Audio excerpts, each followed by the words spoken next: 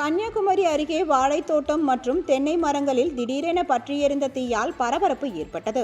கன்னியாகுமரி 4 வழி சாலை அருகே நரிக்குளம் பகுதியில் உள்ள வாழைத்தோட்டம் மற்றும் தென்னை மரங்கள் நேற்று மாலை திடீரென தீப்பற்றி எரிந்தன.